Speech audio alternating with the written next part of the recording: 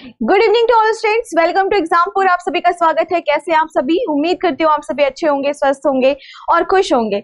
और जितने भी स्टूडेंट्स आए हैं जल्दी से एक बार जल्दी से लाइव आ जाइए, और जिन्होंने अभी तक लाइक शेयर और सब्सक्राइब नहीं किया है जरूर सब्सक्राइब कर दीजिए।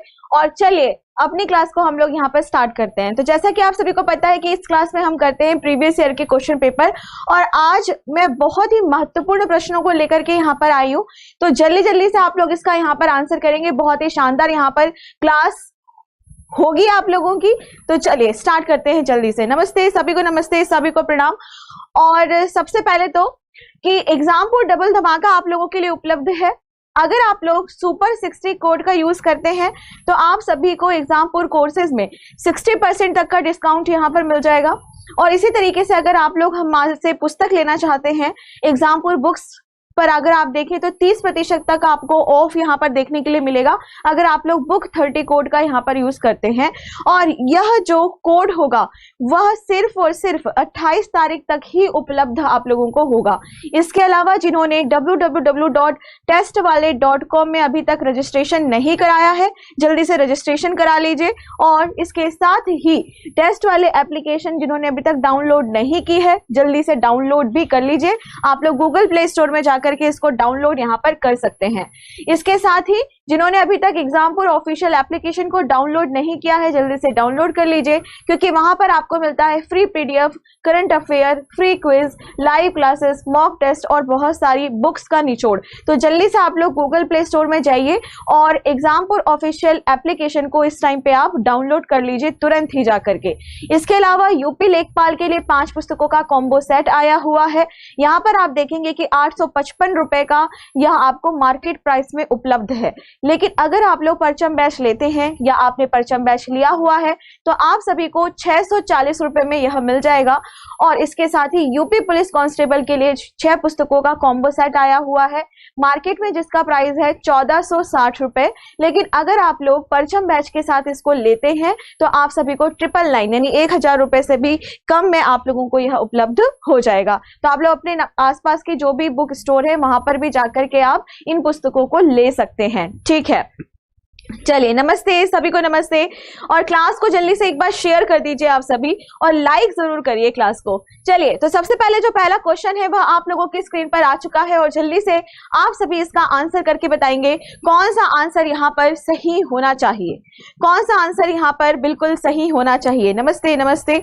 आंसर की अगर हम यहाँ पर बात करते हैं तो haemoglobin is an important component of, अगर आप यहाँ पर हीमोग्लोबिन के बारे में बात करते हैं तो जो हीमोग्लोबिन है वह किसका एक आवश्यक भाग है। हीमोग्लोबिन किसका एक आवश्यक भाग है। चलिए जल्दी से इसका आंसर आप लोग करके बताएंगे कौन सा आंसर यहाँ पर सही होगा। अगर आप आरबीसी के बारे में बात करें यानी कि जिसको आप लाल रक्त कणिकाएं कहते हैं, या फिर अगर आप डब्ल्यूबीसी के बारे में बात करें जिसको आप श्वेत रक्त कणिकाएं कहते हैं, अगर आप प्लेटलेट्स के बारे में बात कर रहे हैं या फिर साइटोप्लाज्म के बारे में बात कर रहे हैं, जल्दी से इसका आंसर करिए। क्या बात है, बहुत अच्छे आंसर सभी के आने यहाँ पर शुरू हो गए हैं, बहुत बढ़िया, वेरी गुड। आंसर की अगर हम यहाँ पर बात करें तो हमारा सीधा सीधा जो आंसर होगा वह क्या हो जाएगा, आरबीसी यहाँ पर बिल्कुल सही आंसर होगा। ए आंसर यहाँ पर हमारा बिल्कुल सही हो जाएगा। तो जब भी हम यहाँ पर आरबीसी के बारे में बात करते हैं, लाल रक्त कणिकाओं के बारे में बात करते हैं, तो ध्यान रखना कि लाल रक्त कणिकाएं और जो प्लेटलेट्स हैं यह 2 ऐसी कणिकाएं हैं हमारे शरीर की जिनमें न्यूक्लियस अब्सेंट होता है यानी अनुपस्थित होता है। तो जब कभी भी लाल रक्त कणिकाओं के बारे में या प्लेटलेट्स के बारे में बात करते हैं तो जब वह वयस्क हो जाती हैं, ठीक है, तो उनमें न्यूक्लियस अब्सेंट होता है, केंद्रक यहाँ पर अनुपस्थित होता है। दूसरी बात यहाँ पर हम यह देखेंगे कि जो भी हमारी आरबीसी होती है उसकी आउटर मेम्ब्रेन में यानी कि बाहर की तरफ यहाँ पर क्या चिपके हुए होते हैं, कुछ प्रोटीन्स चिपके हुए होते हैं, और उन्हीं प्रोटीन को क्या कहा जाता है, हीमोग्लोबिन कहा जाता है। तो जब भी हम हीमोग्लोबिन के बारे में बात कर रहे हैं तो उसको 2 तरीके से हम यहाँ पर डिवाइड करके पढ़ सकते हैं। पहला है हीमो और दूसरा है ग्लोबिन। तो आपके एग्जाम में कई बार यह पूछा जाता है कि ग्लोबिन मतलब क्या, तो आपको आंसर करना है कि ग्लोबिन मतलब होता है प्रोटीन और हीमो मतलब होता है आयरन। तो जब कभी भी आप यहाँ पर हीमोग्लोबिन के बारे में बात कर रहे हैं तो इसका साफ मतलब है आयरन। यानी कि लोह तत्व किस में प्रेजेंट होता है? आपके हीमोग्लोबिन में प्रेजेंट होता है। और इसी वजह से यहाँ पर यह कहा जाता है कि जब कभी भी आपको अपना हीमोग्लोबिन बढ़ाना है तो आप सभी क्या खाइए? हरे पत्तेदार सब्जियां खाइए, जिससे क्या होगा? हीमोग्लोबिन बहुत तेजी से बढ़ता चला जाएगा। नॉर्मली तौर पर अगर हम देखें तो हीमोग्लोबिन की जो मात्रा होती है वह लगभग 12 से लेकर के 16 ग्राम पर 100 मिलीलीटर ऑफ ब्लड यहाँ पर होती है। लड़कियों की अगर हम बात करते हैं तो लड़कियों में 12 से 14 और लड़कों की अगर हम बात करें तो 14 से 16 ग्राम को यहाँ पर क्या माना गया है? सामान्य माना गया है। ठीक है, चलिए अब नेक्स्ट क्वेश्चन की ओर हम यहाँ पर बढ़ेंगे। निम्नलिखित में से कौन सी बीमारी दुनिया भर से मिटा दी गई है? इनमें से कौन सी ऐसी बीमारी है जो दुनिया भर से यहाँ पर मिटा दी गई है? देखते हैं कितने स्टूडेंट्स यहाँ पर सही आंसर करके बताते हैं। नमस्ते सभी को, नमस्ते, प्रणाम सभी को। चलिए अब जल्दी से इसका आंसर आप लोग करके बताइएगा, कौन सा आंसर यहाँ पर सही होना चाहिए? बताइए फटाफट से इसका आंसर करिए, कौन सा आंसर यहाँ पर बिल्कुल सही होना चाहिए? हाँ, चुकंदर खाने से भी खून बढ़ जाता है, बिल्कुल। चलिए जल्दी से इसका आंसर करेंगे। प्लेग हो जाएगा, या फिर यहाँ पे रुग्णता हो जाएगा, छोटी माता हो जाएगी, या फिर चेचक यहाँ पर सही आंसर हो जाएगा। तो आंसर की अगर हम यहाँ पर बात करते हैं तो जो हमारा आंसर होगा वह क्या होगा? स्मॉल पॉक्स यहाँ पर सही आंसर होगा। ये माना जाता है कि जो चेचक है अब वह इस दुनिया से यहाँ पर हटा दिया गया है। ये बिल्कुल प्रीवियस ईयर के क्वेश्चंस है, ठीक है। तो ये बहुत इंपॉर्टेंट है, अगर आप कोई भी वनडे कॉम्पिटिटिव एग्जाम दे रहे हैं तो सभी के लिए बहुत ज्यादा यह इंपॉर्टेंट है। आगे नेक्स्ट क्वेश्चन की ओर हम यहाँ पर बढ़ते हैं। कौन सा सूक्ष्म जीव हेपेटाइटिस बी का कारण बनता है? अगर आप यहाँ पे नॉर्मली तौर पर देखें तो ऐसा कौन सा यहाँ पर वायरस, प्रोटोजोआ, बैक्टीरिया, इनकी अगर हम बात कर रहे हैं तो इनमें से कौन है जो यहाँ पर हेपेटाइटिस बी का कारण यहाँ पर बनता है? चलिए जल्दी से इसका आंसर आप करके बताएंगे, कौन सा आंसर यहाँ पर सही होना चाहिए? जल्दी से इसका आंसर करिए, कौन सा आंसर यहाँ पर बिल्कुल सही होना चाहिए? क्या बात है, बहुत अच्छे। आंसर की अगर हम यहाँ पर बात कर रहे हैं तो हमारा जो सही आंसर होगा वह क्या हो जाएगा? वायरस यहाँ पर बिल्कुल सही आंसर हो जाएगा, ठीक है। तो हेपेटाइटिस जो है वह एक ऐसी बीमारी है जो वायरस की वजह से होती है। अभी तक 5 प्रकार इसके देखने के लिए मिले हैं। Hepatitis A, hepatitis B, C, D और ई, है ना। और यहाँ पर मैं आपको बता दूं कि हेपेटाइटिस सी के वायरस को खोजने के लिए ही यहाँ पे 2020 में नोबेल पुरस्कार से भी सम्मानित यहाँ पर किया गया था। तो इस चीज को भी आप लोग को ध्यान में यहाँ पर रखना है, ठीक है। चलो अब नेक्स्ट, और किसको यह संक्रमित करता है? तो हेपेटाइटिस नाम की जो बीमारी होती है वह खास तौर से हमारे यकृत और हमारी स्किन को, यानी हमारा जो लीवर है और हमारी जो त्वचा है उसको वह यहाँ पे सबसे ज्यादा संक्रमित यहाँ पर करती है। अब नेक्स्ट क्वेश्चन की ओर हम यहाँ पर बढ़ते हैं। निम्न में से किस हेपेटाइटिस वायरस का अभी तक कोई भी टीका विकसित नहीं हुआ है? चलिए जल्दी से इसका आंसर आप लोग करके बताइएगा, कौन सा आंसर यहाँ पर सही होना चाहिए? तो अभी तक जितने भी हेपेटाइटिस देखे गए हैं उसमें सबसे खतरनाक है हेपेटाइटिस सी, जिसका वायरस अभी नया नया ही हमको मिला है पिछले साल, जैसा कि मैंने आप लोगों को बताया, ठीक है। लेकिन इसका अभी तक कोई भी टीकाकरण या टीका नहीं बनाया गया है, ठीक है। यानी मतलब प्रोसेस में चल रहा है लेकिन अभी तक कोई भी एक सफल टीका नहीं बन पाया है। तो आंसर क्या हो जाएगा? यहाँ पर डी ऑप्शन यहाँ पे सही हो जाएगा, क्योंकि जब हम यहाँ पर हेपेटाइटिस सी के बारे में बात करते हैं तो जो हेपेटाइटिस सी है उसका अभी तक कोई भी टीका नहीं बना है। तो आंसर लिख लीजिए जल्दी से, आंसर क्या हो जाएगा? डी ऑप्शन यहाँ पर बिल्कुल आपका सही हो जाएगा। तो जल्दी से आप लोग इसको नोट कर लीजिए। क्वेश्चंस में थोड़ा सा सस्पेंस है, हाँ बिल्कुल बिल्कुल, आज बहुत अलग तरह के प्रश्न में लेके आई हूँ। अब नेक्स्ट क्वेश्चन की ओर हम यहाँ पर बढ़ते हैं। टीबिया नाम की हड्डी कहाँ पर पाई जाती है? टीबिया नाम की हड्डी कहाँ पर पाई जाती है? चलिए जल्दी से इसका आंसर आप लोग यहाँ पे करके बताएंगे, कौन सा आंसर यहाँ पर सही होना चाहिए? बताइए जल्दी से इसका आंसर करिए। The bone tibia is found in which part of the human body? जल्दी से इसका आंसर करिए, कौन सा आंसर यहाँ पर सही होना चाहिए? क्या बात है, बहुत अच्छे, very good. Tibia bone, very good, बहुत अच्छे। टीबिया, बहुत अच्छे। टीबिया का और क्या नाम होता है बेटा? टीबिया की अगर हम बात करें तो टीबिया को हम यहाँ पर सीन भी कहते हैं। टीबिया को हम यहाँ पर क्या कहते हैं? सीन भी कहते हैं। मैं स्पेलिंग लिख देती हूँ, आप लोगों ने इससे पहले नहीं सुना होगा क्योंकि इसको क्या कहा जाता है? सीन भी कहा जाता है। और एक बात और, टीबिया कहाँ पर पाई जाती है? पैरों में पाई जाती है। वेरी गुड, तो आंसर क्या हो जाएगा? बी आंसर यहाँ पर बिल्कुल आपका सही हो जाएगा। तो जल्दी से आप लोग इसको यहाँ पे नोट कर लीजिए। कुछ बच्चे कह रहे हैं खोपड़ी, जो कि बिल्कुल गलत है। आंसर क्या होगा? B answer. तो जल्दी से आप लोग इसको यहाँ पे नोट कर लो। तो इस तरीके से आपकी जांघ है, इस तरीके से आपका घुटना है, घुटने के बाद इस तरीके से आपका पैर है, इस तरीके से, है ना, इस तरीके से। तो यहाँ पर आपको दो हड्डी दिखाई देती है, ओके। और जो यहाँ पर आपको दो हड्डी दिखाई दे रही है, तो ये आपका घुटना हो गया, ये आपका एड़ी वाला हिस्सा हो गया, और बीच में आपको दो हड्डी यहाँ पर दिखाई दे रही है, और उसी में से एक हड्डी का यहाँ पर क्या नाम होता है? टीबिया यहाँ पर नाम होता है। तो जल्दी से आप लोग इसको यहाँ पे नोट कर लीजिए, जल्दी से आप इसको यहाँ पे नोट कर लीजिए। तो एक का नाम होता है यहाँ पर टीबिया और दूसरे का नाम यहाँ पर होता है फिब्यूला। इस तरीके से दो हड्डी आपको यहाँ पर देखने के लिए मिलती है। ठीक है, क्लियर है? कोई दिक्कत, कोई परेशानी तो नहीं है? ठीक। अब नेक्स्ट क्वेश्चन की ओर हम यहाँ पर बढ़ते हैं। यदि किसी उभयलिंगी पुरुष में पुमंग यानी कि पुंकेसर और जायांग अलग अलग समय पर परिपक्व होते हैं तो इसको क्या यहाँ पर कहा जाता है? काफी अच्छा क्वेश्चन है। चलिए जल्दी से इसका आंसर आप लोग करके बताइएगा, कौन सा आंसर यहाँ पर सही होना चाहिए। देखते हैं कितने बच्चे यहाँ पर सही आंसर करके बताते हैं। नमस्ते बेटे, सभी को नमस्ते। बताइए जल्दी से इसका आंसर आप लोग यहाँ पे करके बताएंगे, कौन सा आंसर यहाँ पर सही होना चाहिए। क्या बात है, बहुत अच्छे, very good very good. Answer की अगर हम यहाँ पर बात करते हैं तो जो आंसर यहाँ पर हो जाएगा वह क्या होगा? ए आंसर यहाँ पर बिल्कुल सही होगा। हिंदी में कोई अलग से नाम नहीं है, बहुत सारी हिंदी मीडियम में अलग अलग नाम मैंने देखे पर मैं उससे संतुष्ट नहीं हूँ।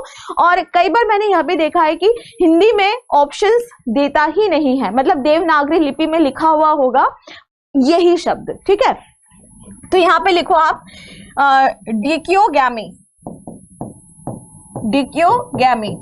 ठीक है, अगर आप यहाँ पर डिक्योगैमी के बारे में बात करते हैं, इसका क्या मतलब है? इसका यह मतलब है कि हमारे पास एक फूल है, हमारे पास एक पुष्प है, इस तरीके से हमारे पास एक पुष्प है, एक फूल है, और उसमें आपको इस तरीके से क्या दिखाई दे रहा है? एक स्त्री केसर, और इसी तरीके से यहाँ पर क्या दिखाई दे रहा है? पुंकेसर आपको दिखाई दे रहा है, यानी कि आपको एक गाइनेशियम दिखाई दे रहा है, ओके, और बहुत सारे आपको यहाँ पर एंड्रोशियम दिखाई दे रहे हैं। तो इस तरह का जो फूल है वह क्या है? इस तरह का जो फूल होता है उसको हम कहते हैं उभयलिंगी, हर्माफ्रोडाइट, बाइसेक्सुअल, द्विलिंगी। ये सारे शब्द किसके लिए यूज किए जा रहे हैं? जो कि एक पुष्प है और जिसमें दोनों तरह के लिंग यहाँ पर पाए जा रहे हैं, इसीलिए हम इसको उभयलिंगी कह रहे हैं।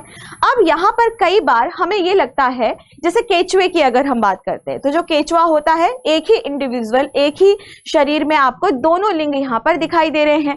अब सबके दिमाग में क्या आएगा? सबके दिमाग में ये आएगा कि अरे केचुए में जब स्त्रीलिंग और पुल्लिंग दोनों ही उपस्थित है, दोनों ही तरह के सेक्सुअल ऑर्गन्स हैं उसके पास, तो आपस में ही अंदर उनमें क्या बन जाएगा? मिलन हो जाएगा, अंदर ही अंदर फर्टिलाइजेशन हो जाएगा और फिर नए केचुए बनके तैयार हो जाएंगे। लेकिन ऐसा नहीं होता। ठीक है, अगर आप केचुए के बारे में बात कर रहे हैं तो जो वहां पर ओवरी है या फिर जो वहां पर जो भी मेल पार्ट है, उनमें से कोई एक पहले विकसित हो जाता है तो उसके जो हार्मोन्स होते हैं वह दूसरे जननांग को क्या कर देंगे? खत्म कर देंगे या कम कर देंगे उसके प्रभाव को। ठीक है, इस चीज को ध्यान में रखना। तो इसी तरीके से अगर हम किसी पुष्प के बारे में बात कर रहे हैं तो हमारे पुष्प में यहाँ पर स्त्री केसर भी है, पुंकेसर भी है। अब यहाँ पर क्या होगा कि कई बार इनमें आपस में ही क्या हो जाता है? परागण हो जाता है। जैसे कि आपस में ही परागण हो गया एक ही पुष्प के अंदर, और उसको कहते हैं ऑटोगेमी। लेकिन हमेशा यह चीज हो, यह संभव नहीं है। तो कभी कभी क्या होता है कि स्त्री केसर पहले विकसित हो जाता है तो वह किसी और पुंकेसर से यहाँ पर फर्टिलाइज, निषेचन की प्रक्रिया कर लेगा, पॉलिनेशन यहाँ पर हो जाएगा। या फिर कभी कभी ऐसा होता है कि यहाँ पर जो पुंकेसर है वह पहले विकसित हो गया और यहाँ के परागकण उड़ करके पॉलिनेशन के माध्यम से, परागण के माध्यम से कहीं और पहुंच गए, किसी और स्त्री केसर के पास पहुंच गए। तो ये जो प्रोसेस यहाँ पर होती है उसको क्या कहा जाता है? डिक्टियोगैमी यहाँ पर कहा जाता है। ठीक है, अब एक एक करके हम बाकी को भी यहाँ पर देखते हैं। सबसे पहले हम यहाँ पे बात करेंगे हर्कोगैमी के बारे में। अब ये जो हर्कोगैमी होता है यह क्या होता है, इस चीज को हम यहाँ पर समझेंगे। हर्कोगैमी एक बड़ा ही इंटरेस्टिंग पॉइंट मैं आपको बताती हूँ कि नेचर कितना विचित्र है, जो हमारी प्रकृति है वो अपने आप में कितनी मतलब महान है या कितनी विचित्र है, आप ऐसा कह सकते हैं। ठीक है, अब कई बार क्या होता है कि जैसे हमारे पास पुष्प है, ओके, अब इस पुष्प में तो हमने यह देखा कि भाई जो स्त्री केसर और पुंकेसर है वह साथ में ही यहाँ पर है, तो इस तरीके से हमने देखा। पर कई बार क्या होता है कि जो पुंकेसर है, ठीक है, वह क्या है, स्त्री केसर से बहुत ही छोटा है, तो जब यहाँ से पॉलन निकलेगा तो यहाँ तक नहीं पहुंच पाएगा। हो सकता है कि इसके पॉलन काफी भारी हो, इसके जो परागकण है वह काफी भारी हो, और यह उड़ करके यानी कि एनिमोफिली के माध्यम से, वायु परागण के माध्यम से गाइनोशियम यानी कि जो स्त्री केसर है वहां तक पहुंचे ही ना। तो प्रकृति ने इस तरीके से इनको बना दिया।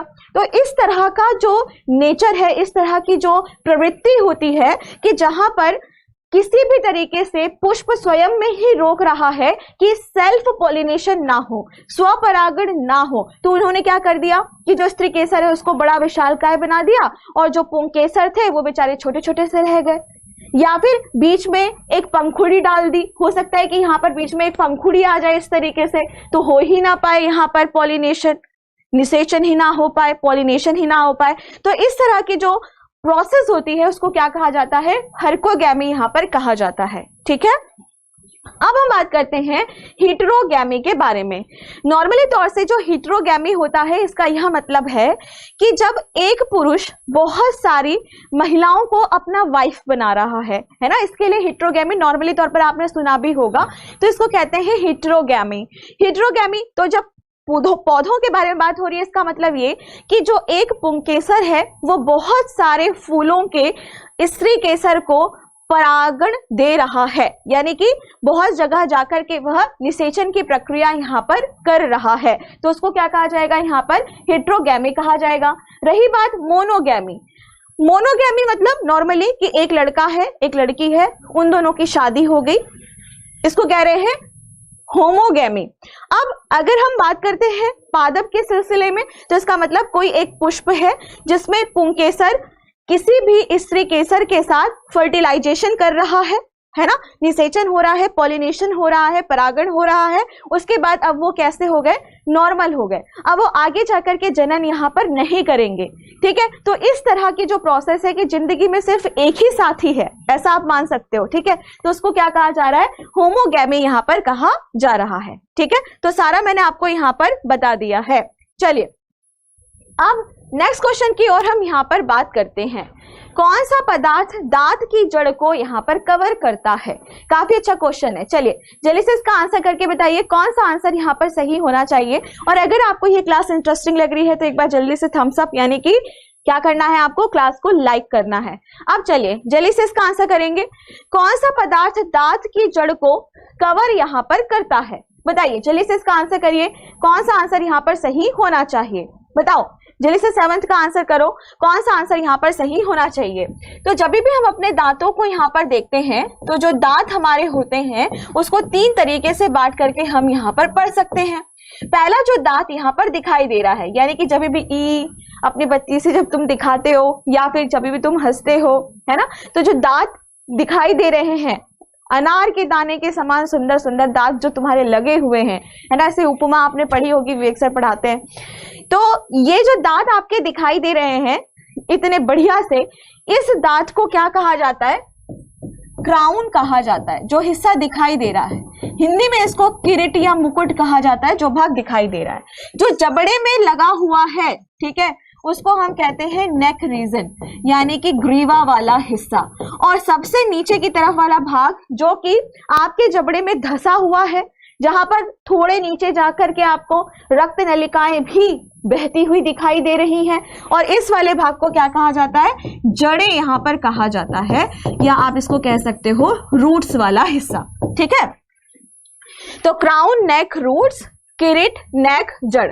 तो यहाँ पे क्या कहा जा रहा है कि कौन सा ऐसा पदार्थ है जो हमारे पूरे के पूरे इस दांत को कवर करके यहाँ पर रख रहा है, और खास तौर से इन्होंने पूछा है जड़ को कवर करके यहाँ पर रख रहा है, और इसका जो आंसर होगा वह क्या हो जाएगा यहाँ पर सेमेंटम।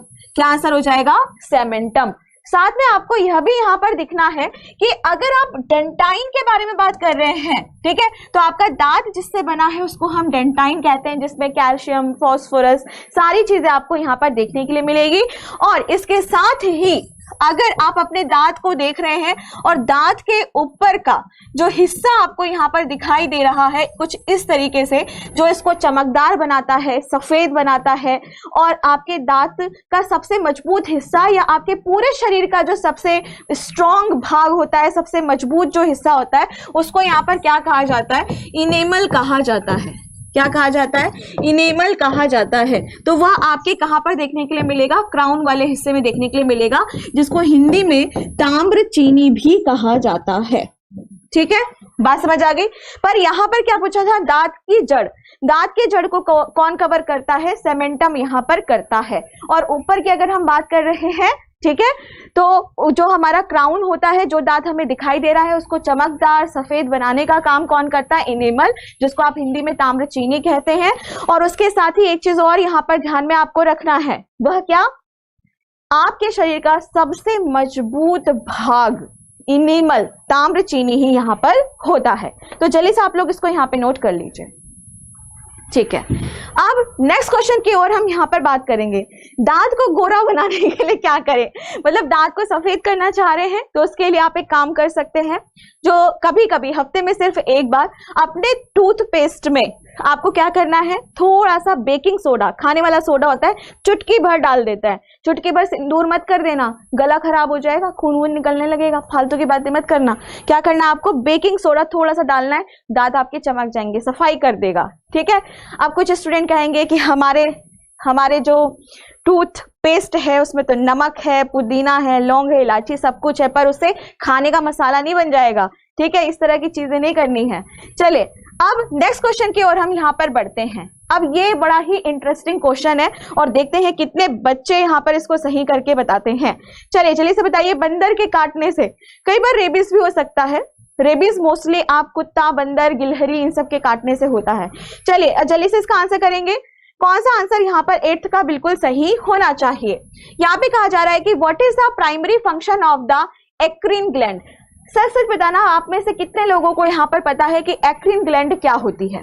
चलिए जल्दी से बताइए, कितने ऐसे स्टूडेंट हैं जिनको पता है कि एक्रिन ग्लैंड यहाँ पर क्या होती है? बड़ा ही इंटरेस्टिंग है। चलो लिखो यहाँ पर एक्रिन ग्लैंड।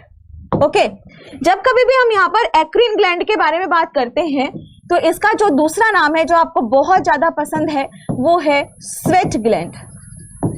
हिंदी में इसको आप कहते हैं स्वेद ग्रंथि। स्वेद ग्रंथि का क्या यहाँ पे मतलब हो गया कि भाई जहां से आपका पसीना निकल रहा है, जहां से आपका स्वेट निकलता है, उसी को ही हम यहाँ पर क्या कहते हैं? एक्रिन ग्लैंड्स यहाँ पर कहते हैं। आपके शरीर में जो आपकी स्किन है, और स्किन क्या है? सबसे बड़ा अंग है आपके शरीर का, और इसी में ही आपको इस तरह की ग्लैंड मिलती है पसीना निकालने के लिए। और साथ में अगर यह क्वेश्चन पूछा जाए कि आपके शरीर में सबसे ज्यादा पसीने की ग्रंथि कहां पर पाई जाती है, तो आपको आंसर क्या करना है? हमारे जो पाल्म है, हमारे जो हथेली है, ठीक है, और जो हमारे पंजे हैं, इसमें सबसे ज्यादा आपको क्या देखने के लिए मिलेगा? क्या देखने के लिए मिलेगा? पसीने की ग्रंथियां।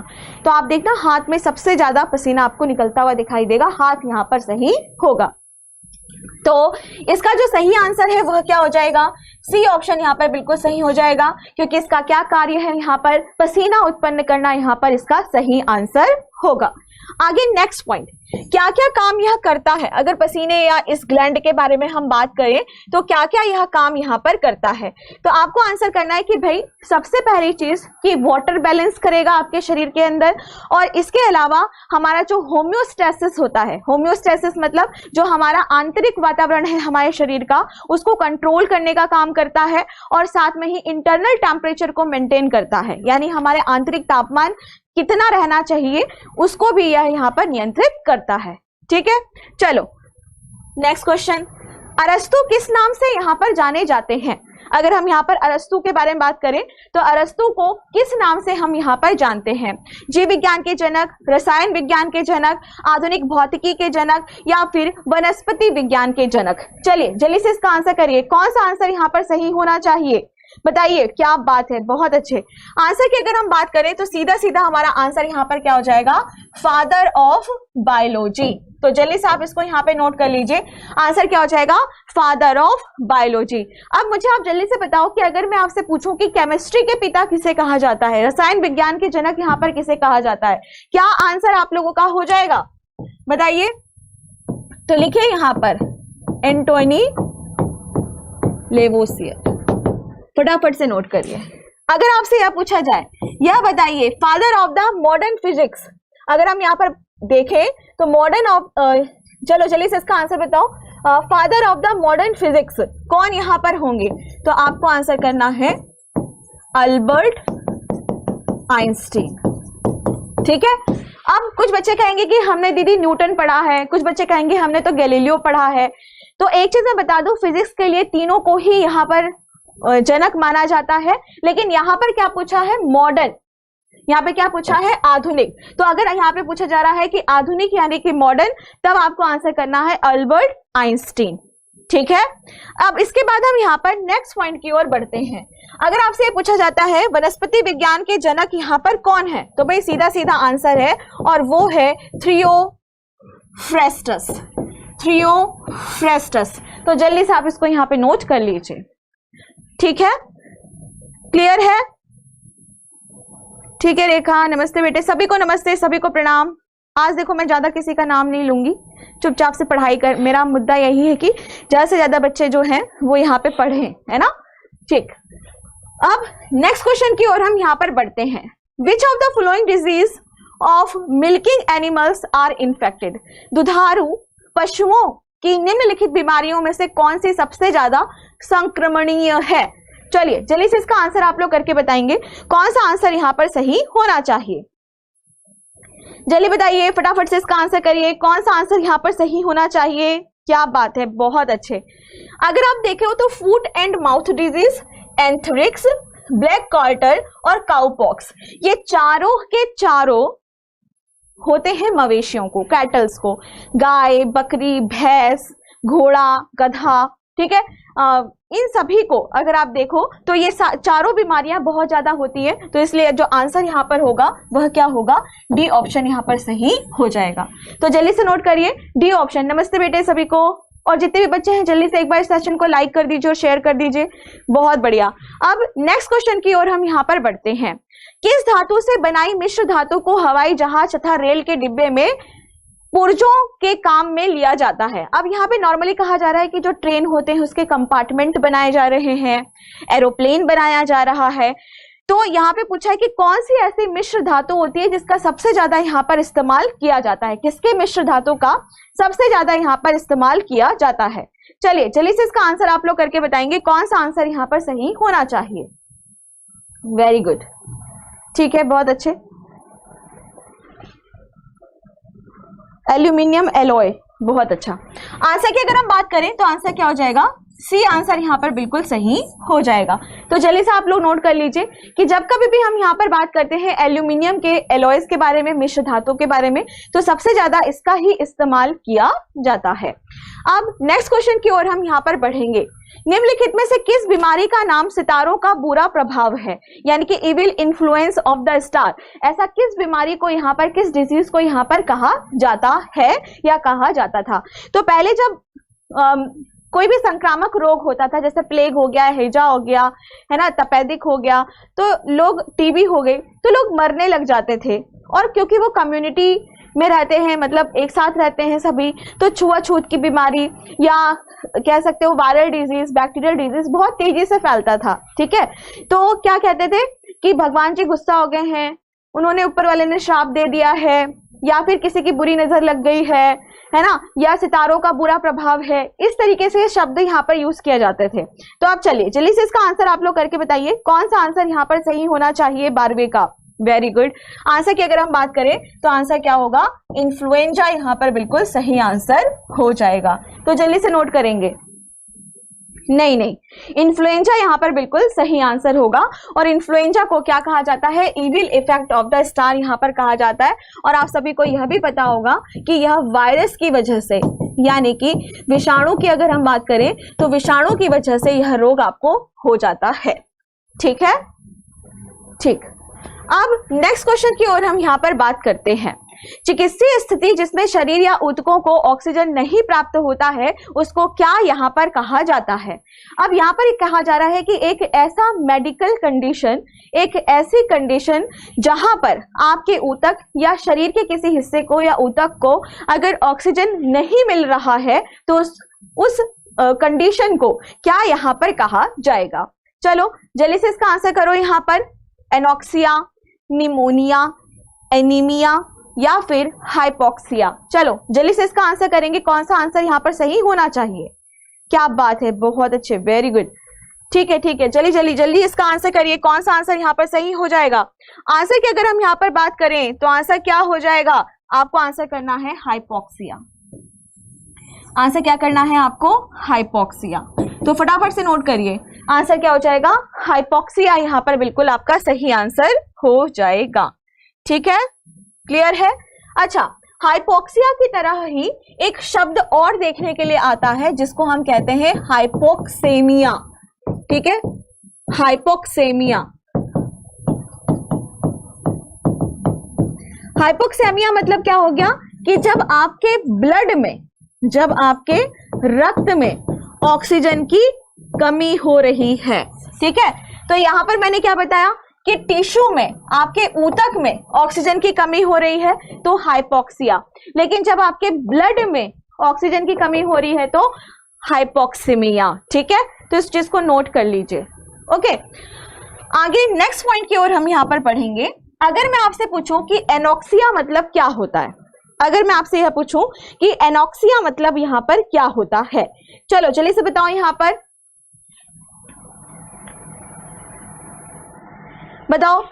इसका यह मतलब है कि जब किसी टिश्यू या शरीर में ऑक्सीजन है ही नहीं, पहुंच ही नहीं रहा, यहां पे क्या था कि ऑक्सीजन प्राप्त नहीं हो रही थी, और अगर आप यहां पर बात करते हैं तो एनॉक्सिया मतलब कि पूरी तरीके से खत्म हो गया। जैसे यहां पर पहुंच रही थी लेकिन उतनी नहीं थी, कमी आपको यहां पर देखने के लिए मिल रही थी, लेकिन यहां पर पहुंच ही नहीं रही है। अब जो शरीर होगा वो मरने लगेगा, तो उस कंडीशन को क्या कहा जाता है? एनॉक्सिया यहां पर कहा जाता है।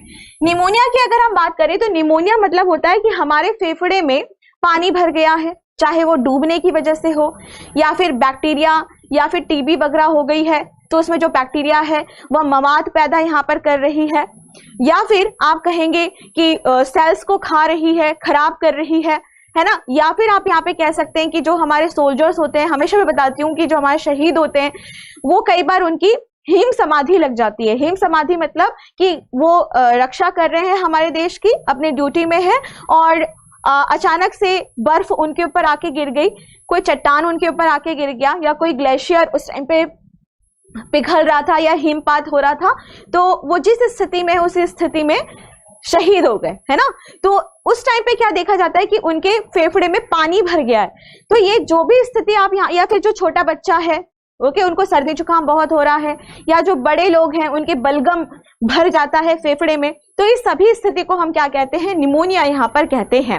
फिर हम बात करते हैं एनीमिया के बारे में। एनीमिया का साफ सीधा मतलब है कि आपके शरीर में जो आरबीसी है, यानी कि लाल रक्त कणिका, हीमोग्लोबिन कम हो रहा है। साफ सीधा मतलब है हीमोग्लोबिन कम हो रहा है, लाल रक्त कणिका कम है, या खून की कमी है। इस स्थिति को एनीमिया यहाँ पर कहा जाता है। तो जैसे विटामिन बी की अगर हम बात करते हैं कि विटामिन B9 है, ठीक है, विटामिन B12 है, और थोड़ा बहुत सी का हिस्सा, विटामिन सी का हिस्सा, और इसके अलावा अगर आयरन की भारी मात्रा में आपको कमी देखने के लिए मिल रही है तो वह एनीमिया रोग यहाँ पर बनाती है। अब नेक्स्ट क्वेश्चन की ओर हम यहाँ पर बात करते हैं। नेक्स्ट है यहाँ पर कि पहली जीवित कोशिका को खोजने का श्रेय यहाँ पर किसको जाता है? काफी अच्छा क्वेश्चन है और मुझे यह पता है कि काफी बच्चे इसको यहाँ पर गलत करेंगे। चलिए, नमस्ते बेटे, सभी को नमस्ते, सभी को प्रणाम। चलिए जल्दी से इसका आंसर आप लोग यहाँ पे करके बताएंगे कि पहली जीवित कोशिका की खोज यहाँ पर किसने की थी। जल्दी से इसका आंसर करिए यहाँ पर। क्या बात है, बहुत अच्छे, वेरी गुड। तो Karl Landsteiner, Robert Koch, Antonie van Leeuwenhoek या फिर रॉबर्ट हुक। देखते हैं कितने बच्चे यहाँ पे इसको सही आंसर करके बताते हैं। नमस्ते नमस्ते सभी को, नमस्ते। कुछ बच्चे जो डेली आते हैं आज लेट आए हैं, चलिए कोई बात नहीं। चलो जल्दी से इसका आंसर करो। यहाँ पर ल्यूवेनहॉक होगा, बहुत बढ़िया। आंसर की अगर हम बात करें तो आंसर क्या होगा यहाँ पर, ल्यूवेनहॉक। सी ऑप्शन यहाँ पर बिल्कुल आपका सही आंसर होगा। अब जो कुछ स्टूडेंट्स होंगे वो कहेंगे कि नहीं नहीं नहीं, आंसर क्या होना चाहिए, रॉबर्ट हुक होना चाहिए। आपकी बात ठीक है पर आधी ठीक है। कैसे? रॉबर्ट हुक ने सबसे पहली बार कोशिका की खोज की थी, लेकिन उन्होंने क्या काम किया था कि जो बार्क था, ठीक है, बार्क मतलब जो पेड़ की छाल होती है ना, उसमें से सबसे पहले उन्होंने कोशिका को देखा था। तो वो डेड सेल थी, ठीक है, मृत कोशिका थी, लेकिन उन्होंने बहुत अच्छे से डिस्क्राइब किया था, बहुत अच्छे से बताया था कि हनी बी यानी मधुमक्खी के छत्ते के समान हमको कुछ रचनाएं यहाँ पर दिखाई देती हैं। उसके बीच में उनको खाली जगह दिखाई दी थी जिसको सेला कहा जाता है। तो जो सेला शब्द है वही आगे जाकर के सेल बना, जिसका मतलब होता है खाली स्थान, और जो हम हिंदी में इसको कोशिका यहाँ पर कहते हैं। लेकिन वो क्या थी, डेड। तो जीवित कोशिका सबसे पहले किसने देखी, ल्यूवेनहॉक ने देखी, और प्लांट सेल यानी कि पेड़ पौधों की जीवंत कोशिका यहाँ पर देखी। तो अगर आपसे क्वेश्चन पूछा जाता है कि सबसे पहले जीवित कोशिका किसने देखी और वो जीवित कोशिका कौन सी थी, तो आंसर करना प्लांट सेल थी। ठीक है, चलो आगे नेक्स्ट हम यहाँ पे बात करते हैं। कार्ल लैंडस्टीनर की अगर आप बात करते हो तो यह हमारे रक्त समूह से संबंधित है। रक्त समूह के पिता या जनक इनको यहाँ पर कहा जाता है। नेक्स्ट अगर हम बात करते हैं रॉबर्ट कोच के बारे में, तो जो रॉबर्ट कोच है उन्होंने बैक्टीरिया के ऊपर बहुत काम किया था, खास तौर से टीबी ट्यूबरकुलोसिस के ऊपर उन्होंने बहुत ज्यादा काम किया था। जर्म थ्योरी जो ये सब है कि कोई भी रोग हो रहा है वह किसी पैथोजन की वजह से हो रहा है, यानी कि पैथोजन मतलब रोगाणु की वजह से हो रहा है, ये सारा थ्योरी किसने दिया था, यहाँ पे रॉबर्ट कोच ने यहाँ पर दिया था। ठीक है, अब नेक्स्ट क्वेश्चन की ओर हम यहाँ पर बढ़ते हैं। निम्न में से किस कोशिका अंग को कोशिका के प्रोटीन फैक्ट्री के रूप में भी यहाँ पर जाना जाता है? चलिए जल्दी से इसका आंसर आप लोग करके बताइए, कौन सा आंसर यहाँ पर सही होना चाहिए। देखते हैं कितने स्टूडेंट्स यहाँ पे सही आंसर करते हैं, और जल्दी से एक बार मुझे यहाँ पे कमेंट करके बताइए कि आज की क्लास कैसी लग रही है, और मुझे ऑफलाइन कमेंट करके भी जरूर बताइएगा। मैं कई बार कहती हूँ कि ऑफलाइन कमेंट करिए पर आप लोग करते नहीं है। चलो जल्दी से इसका आंसर करो यहाँ पर कि निम्नलिखित में से किस कोशिका अंग को कोशिका के प्रोटीन फैक्ट्री के रूप में भी यहाँ पर जाना जाता है। रेखा टेक केयर, आप अपना ख्याल रखिए। ठीक है, बाकी बच्चे पढ़ाई पे ध्यान दीजिए। चलिए जल्दी से इसका आंसर करिए यहाँ पर, राइबोसोम्स। Very good. आंसर की अगर हम बात करें तो हमारा जो सीधा सीधा आंसर यहाँ पर बनता है वो होगा राइबोसोम। तो जल्दी से आप लोग इसको यहाँ पे नोट करिएगा, राइबोसोम।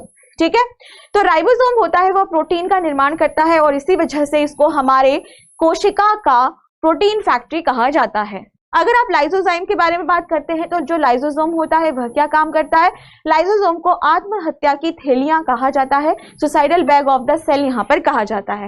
वैक्यूल की अगर हम बात करते हैं तो वैक्यूल खास तौर से प्लांट्स के अंदर देखने के लिए मिलता है। वैसे तो जो लोअर एनिमल्स होते हैं, जो निम्न श्रेणी के जो जानवर होते हैं, उनमें भी देखने के लिए मिलता है, लेकिन अगर आप बात करते हैं प्लांट्स के बारे में तो प्लांट्स में यह ज्यादा विकसित मिलता है, काफी बड़ा यह मिलता है। और एक क्वेश्चन और पूछा जाता है कि जैसे अगर आप कोई भी जंतु कोशिका देखते हैं और कोई भी पादप कोशिका देखते हैं, तो जो जंतु कोशिका होती है उसमें तो जो न्यूक्लियस होता है, केंद्रक होता है, वह बीचों बीच होता है, लेकिन जो प्लांट सेल होती है, जो पादप कोशिका होती है, उसमें जो न्यूक्लियस होता है वो किनारे की तरफ पेरिफेरल में क्यों होता है? तो आपको आंसर करना है क्योंकि उसके बीच में बड़ा सा वैक्यूल होता है, इस वजह से। ठीक है, नेक्स्ट प्लाज्मा मेम्ब्रेन क्या है, एक बाउंड्री लाइन। कोई भी कोशिका है उसकी बाउंड्री बनाने का काम कौन करता है, प्लाज्मा झिल्ली यहाँ पर करता है। अब नेक्स्ट क्वेश्चन, कोशिका का कौन सा कोशिका अंग या कोशिकांग एटीपी अणु को यहाँ पर पैदा करता है? और जल्दी से आप लोग मुझे यहाँ पे कमेंट करके बताइए कि एटीपी की फुल फॉर्म क्या होती है।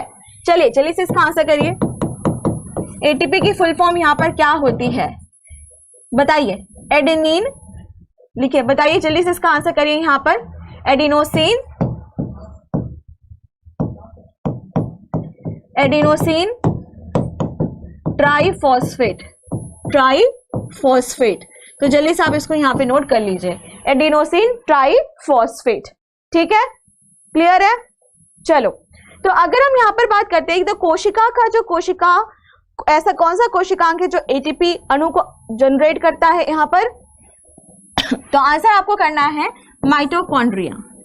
आंसर क्या हो जाएगा? माइटोकॉन्ड्रिया। और यह क्या काम करता है? तो लिख लीजिए, यह करता है सेलुलर रिस्पायरेशन, सेलुलर रिस्पायरेशन, और हिंदी में जिसको हम क्या कहते हैं? कोशिकीय श्वसन का कार्य यह यहाँ पर करता है, और एटीपी जनरेट यह यहाँ पर करता है। और एटीपी को हम क्या कहते हैं? एनर्जी मॉलिक्यूल्स हम यहाँ पर कहते हैं, एनर्जी करेंसी हम इसको यहाँ पर कहते हैं, यानी कि ऊर्जा मुद्रा भी हम इसको यहाँ पर कहते हैं। ठीक है, चलो अब नेक्स्ट क्वेश्चन की ओर हम यहाँ पर बढ़ते हैं। Bulk feeding animals are those animal which get nutrients by. Bulk feeding वाले जानवर वे जानवर हैं जिन्हें पोषक तत्व कहाँ से मिलता है। अब ये शब्द आप लोगों ने यहाँ पर नया सुना होगा। हाँ, माइटोकॉन्ड्रिया को powerhouse of the cell भी कहा जाता है। Very good. अब चलो जल्दी से इसका आंसर करो। अगर हम बात कर रहे हैं बल्क फीडिंग, बल्क फीडिंग मतलब क्या है? बल्क फीडिंग मतलब होता है कि जो भी भोजन आप खा रहे हैं वह पूरे तरीके से खाएं, पूरा भोजन आप खा रहे हैं। और खास तौर से यह देखा गया है कि जो मांसाहारी प्राणी होते हैं, जो बिल्कुल एक ही बार में झपट्टे से किसी को पकड़ लिए और फिर खा जाते हैं तुरंत ही, तो मांसाहारियों को ही हम यहाँ पर बल्क फीडिंग वाले जो जानवर है वह यहाँ पर कहते हैं। तो यहाँ पे नॉर्मली तौर पर अगर हम देखें तो बल्क फीडिंग, तो आंसर क्या हो जाएगा यहाँ पर? अन्य जीवों का उपभोग करके, जो अन्य जीवों को सीधे यहाँ पर पकड़ते हैं, काटते हैं, फाड़ते हैं और फिर उनको यहाँ पर मार करके खा जाते हैं, और उन्हीं को ही यहाँ पर क्या कहा जाता है? बल्क फीडिंग उसी को ही यहाँ पर कहा जाता है कि शिकार किया और जो भी शिकार है उसको पूरा वो खा गए। ठीक है, तो जल्दी से इसको यहाँ पे नोट करिए। आंसर क्या होगा? बी आंसर यहाँ पर बिल्कुल आपका सही हो जाएगा। अब नेक्स्ट क्वेश्चन की ओर हम यहाँ पर बात करते हैं। निम्नलिखित में से किस कोशिकांग को कोशिका का मस्तिष्क कहा जाता है? चलिए जल्दी से इसका आंसर करिए। यहाँ पर कौन सा आंसर यहाँ पर सही होना चाहिए? अगर आप 18th के बारे में बात कर रहे हैं, 18वें के बारे में, तो भाई मैंने आप लोग को क्या कहा था? जिस तरीके से हमारे शरीर में जो भी हमारा ब्रेन होता है, जो भी हमारा मस्तिष्क होता है, वह हमारे पूरे शरीर को कंट्रोल करता है, ओके, नियंत्रित करता है। बिल्कुल इसी तरीके से अगर हम किसी भी कोशिका को देखते हैं तो कोशिका में क्या पाया जाएगा? केंद्रक, न्यूक्लियस पाया जाएगा, और यह न्यूक्लियस क्या करेगा? उस पूरे के पूरे कोशिका को कंट्रोल करेगा, नियंत्रित करेगा। और इसी वजह से इसको क्या कहा जा रहा है? कोशिका का मस्तिष्क यहाँ पर कहा जा रहा है, या फिर कंट्रोलर इसको यहाँ पर कहा जा रहा है। ठीक है, क्लियर है? चलो नेक्स्ट, निम्न में से कौन सा जल जनित रोग है? अगर हम यहाँ पे नॉर्मली देखें तो इनमें से कौन सा यहाँ पर जल जनित रोग है? ठीक है आलोक, ठीक है जिद्दी, ओके चुलबुल, चलो टॉम एंड जेरी, अलका, राज, प्रियंका, चलो ओनली स्टडी, ठीक है लोकेश, चलो बच्चों जल्दी से इसका आंसर करिए। ठीक है अंशु, जल्दी से इसका आंसर करिए फटाफट से। कौन सा आंसर यहाँ पे सही हो जाएगा? 19th का। क्या बात है, बहुत अच्छे, वेरी गुड। आंसर की अगर हम यहाँ पे बात करें तो आंसर क्या हो जाएगा? हैजा। तो फटाफट से आप नोट कर लीजिए, हैजा। वैसे अगर आप देखें तो मलेरिया भी हो सकता है ना, लेकिन मलेरिया को हम किस लिए यहाँ पे नहीं टिक कर रहे हैं? क्योंकि मलेरिया एकदम से पानी पीने से या खाना बना रहे हैं दूषित पानी से तो नहीं हो रहा है। मलेरिया में आप देखेंगे कि जो प्लाज्मोडियम है और जो मच्छर है वह उसमें पनप रहे हैं और फिर मलेरिया हो रहा है ना, तो उसको वो थोड़ा सा लंबा प्रोसेस हो गया। नॉर्मली तौर पर अगर हम देखें तो हैजा सीधे सीधे हो जाएगा। दूषित पानी का सेवन कर लिया, दूषित पानी में आपने नहा लिया, या दूषित पानी, वैसे नहाने से तो उतना नहीं होगा लेकिन फिर भी आप मान के चलिए कि कुल्ला वगैरह तो करते ही हैं, नाक मुंह के माध्यम से तो पानी अंदर जाएगा ही आपके शरीर में, और आपने उस दूषित पानी से अगर भोजन भी बना लिया तो भी आपको यह समस्या देखने के लिए यहाँ पर मिलती है। कौन कौन से हो सकते हैं? अच्छा देखिए, मलेरिया हो सकता है, ठीक है, लेकिन इसको हम थोड़ा सा सेकेंडरी कर दे रहे हैं, हमने हैजा को यहाँ पर लिखा तो मलेरिया लिख लीजिए, मलेरिया भी हो सकता है, टाइफाइड हो जाता है। इसके अलावा आप देखते हो कि अमीबिएसिस, अमीबिएसिस मतलब जो एंड अमीबा हिस्टोलिटिका, अमीबा का जो भाई होता है, ठीक है, उसकी वजह से डिसेंट्री, दस्त, लूज मोशन, उल्टी सब होना शुरू हो जाएगा, तो उसको हम कहते हैं अमीबियोसिस। इसके अलावा आप देखेंगे कि जो हेपेटाइटिस ए है, ठीक है, होता तो वायरस की वजह से है लेकिन दूषित भोजन, दूषित पानी की वजह से भी यह हो जाता है। इसके अलावा सिजेलोसिस नाम की बीमारी भी, ये सभी क्या है, जल जनित रोग यहाँ पर होते हैं। ठीक है, क्लियर है, चलो ठीक है रोहित। अब नेक्स्ट क्वेश्चन की ओर हम यहाँ पर बात करते हैं। Which cell organelle is the site of ribosome synthesis? Ribosome संश्लेषण किस कोशिका अंग में होता है? चलिए जल्दी से इसका आंसर करिए, कौन सा आंसर यहाँ पर सही होना चाहिए, बताइए फटाफट से, जल्दी से इसका आंसर करिए, यहाँ पर कौन सा आंसर यहाँ पर सही होना चाहिए। Very good, nucleolus. आंसर क्या हो जाएगा यहाँ पर, न्यूक्लियोलस। तो जल्दी से नोट करिएगा, न्यूक्लियोलस। अगर आप यहाँ पर न्यूक्लियोलस के बारे में बात करते हैं तो न्यूक्लियस क्या है, एक हमारे पास सेल है, ओके, और इस सेल के अंदर यहाँ पर आप क्या देख रहे हैं, न्यूक्लियस यहाँ पर पाया जा रहा है। और जो न्यूक्लियस होता है उसमें भी आपको एक और बॉडी दिखाई देती है, यानी कि न्यूक्लियस के अंदर भी आपको एक छोटा सा काला सा हिस्सा दिखाई देता है, जिसको क्या कहते हैं, हम न्यूक्लियोलस यहाँ पर कहते हैं। और यह क्या बनाने का काम करता है, राइबोसोम यहाँ पर बनाने का कार्य करता है। और आंसर यहाँ पर क्या होगा, सी ऑप्शन। ठीक है, ठीक है मनीष, बहुत अच्छे। अब नेक्स्ट क्वेश्चन की ओर हम यहाँ पर बढ़ेंगे, कौन सा आंसर यहाँ पर सही होगा। ठीक है प्रियंका, हरिओम, राज, सभी, सोनू, बहुत अच्छा आंसर, सोनिका बहुत बढ़िया। ठीक है अर्पित, जल्दी से इसका आंसर करिए। टॉम एंड जेरी, कौन सा आंसर यहाँ पे सही होगा। पशु कोशिका में गुणसूत्र कहाँ पर होते हैं। अगर आप यहाँ पे क्रोमोसोम के बारे में बात कर रहे हैं, गुणसूत्र के बारे में बात कर रहे हैं, कहाँ होंगे भाई, सीधी सीधी सी बात है, कहाँ पे होगा, तो डीएनए, जीन, क्रोमोसोम्स, ये सब कहाँ होंगे, केंद्रक में ही तो होंगे, न्यूक्लियस में ही होंगे। तो सीधा इसका आंसर क्या हो जाएगा यहाँ पर, ए आंसर यहाँ पर बिल्कुल सही हो जाएगा। तो जल्दी से नोट करिएगा, आंसर क्या होगा, ए आंसर यहाँ पर बिल्कुल आपका सही हो जाएगा। ठीक है, एक चीज और यहाँ पे ध्यान में रखना कि अगर हम अपने डीएनए के बारे में बात करते हैं तो हमारा डीएनए कैसा होता है, डबल हेलिकल स्ट्रक्चर होता है, यानी कि द्विकुंडलित आकृति का यहाँ पर होता है। और जब कभी भी सेल डिवीजन की प्रोसेस होती है, कोशिका विभाजन की प्रोसेस होती है, तो यही जो डीएनए है वह किस में परिवर्तित हो जाता है, क्रोमोसोम में परिवर्तित हो जाता है, यानी कि गुणसूत्र में यहाँ पर परिवर्तित हो जाता है। और इसी गुणसूत्र में अगर आप देखें तो छोटे छोटे से प्रोटीन के बंडल हमको यहाँ पर दिखाई देते हैं, और उन्हीं को ही हम क्या कहते हैं, जीन यहाँ पर कहते हैं। ठीक है, जिसके अंदर हमारे सभी तरह के कैरेक्टर, सभी तरह के लक्षण होते हैं, जो हेरिडिटी के माध्यम से, वंशानुगति के माध्यम से या अनुवांशिकी के माध्यम से माता पिता से बच्चों तक पहुंचते हैं, नेक्स्ट जनरेशन तक वह यहाँ पर पहुंचते हैं। ठीक है, चलिए अब नेक्स्ट क्वेश्चन की ओर हम यहाँ पर बढ़ते हैं। निम्नलिखित में से कौन सा लवक का प्रकार भोजन के भंडारण का कार्य यहाँ पर करता है। इनमें से कौन सा यहाँ पर ऐसा लवक है जो कि भोजन के भंडारण में कार्य यहाँ पर करता है। चलिए जल्दी से इसका आंसर कर दीजिए, कौन सा आंसर यहाँ पर सही होना चाहिए, बताइए फटाफट से इसका आंसर करिए, कौन सा आंसर यहाँ पर सही होना चाहिए। बहुत सारा सी, ठीक है, चलिए जल्दी से बताइए। Very good, very good. Answer की अगर हम यहाँ पर बात करें तो इसका जो आंसर होगा वह क्या हो जाएगा, ल्यूकोप्लास्ट यहाँ पर बिल्कुल सही आंसर होगा, ए आंसर। अब कैसे होगा इस चीज को हम यहाँ पर समझेंगे। जब भी हम लवक के बारे में, यानी कि प्लास्टिड के बारे में, प्लास्टिक नहीं प्लास्टिड, ठीक है, जब भी हम यहाँ पर प्लास्टिड के बारे में बात करते हैं तो यह प्लांट्स में पाया जाता है। 3 प्रकार के होते हैं, पहला होता है क्लोरोप्लास्ट, दूसरा होता है क्रोमोप्लास्ट, और तीसरा होता है ल्यूकोप्लास्ट। ठीक है, क्लोरोप्लास्ट की अगर हम बात करते हैं, इसमें क्लोरोफिल होता है, पर्णहरित पाया जाता है, हरे रंग का होता है।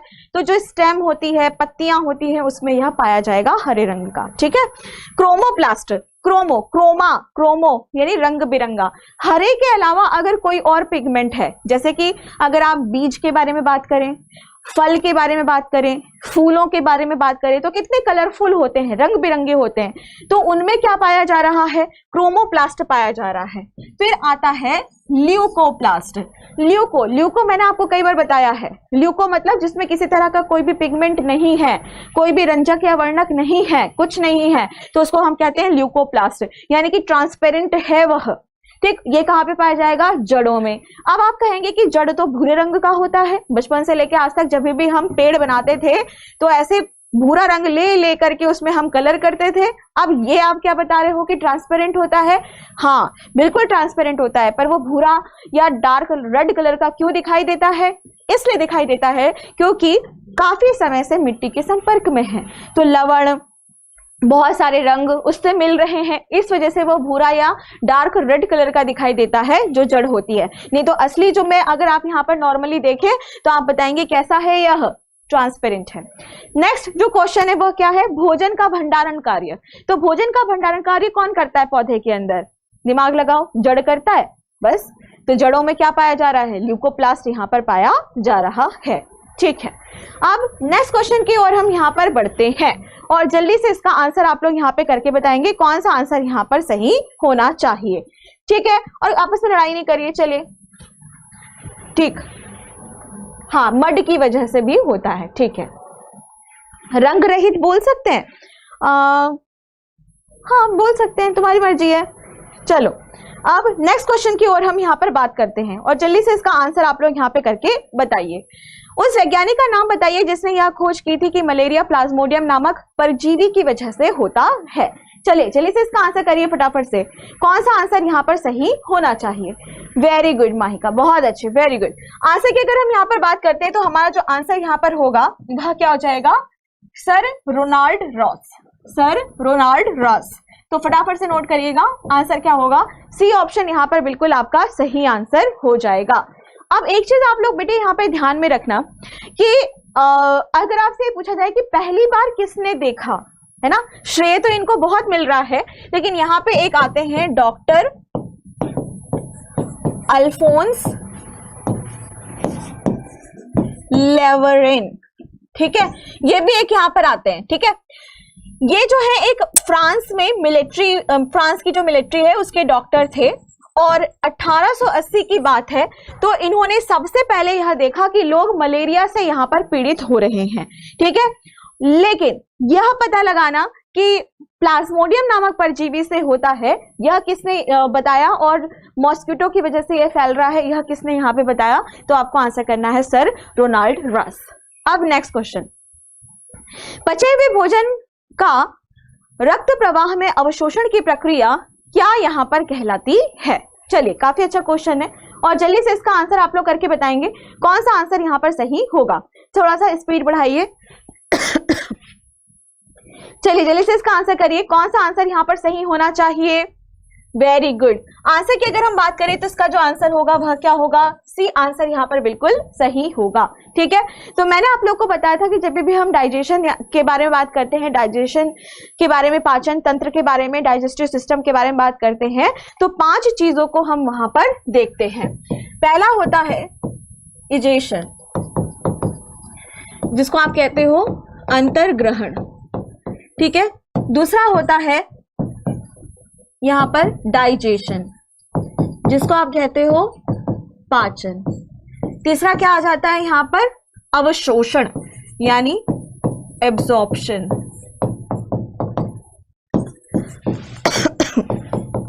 अवशोषण। उसके बाद चौथा क्या आ जाता है यहाँ पर, एसिमिलेशन। एसिमिलेशन, एसिमिलेशन को क्या कहा जाता है, स्वांगीकरण। स्वांगीकरण।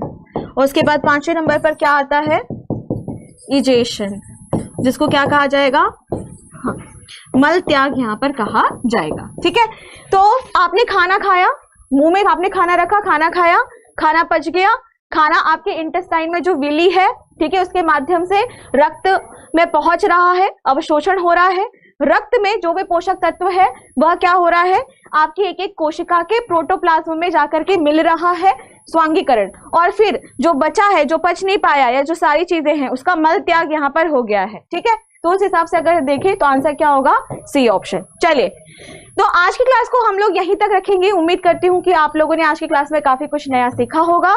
तो मिलते हैं बहुत ही जल्दी नेक्स्ट क्लास में। आप सभी तब तक अपना ख्याल रखिए और साथ में ही यह जरूर यहाँ पे ऑफलाइन कमेंट करके बताइए कि आज की क्लास आपको कैसे लगी।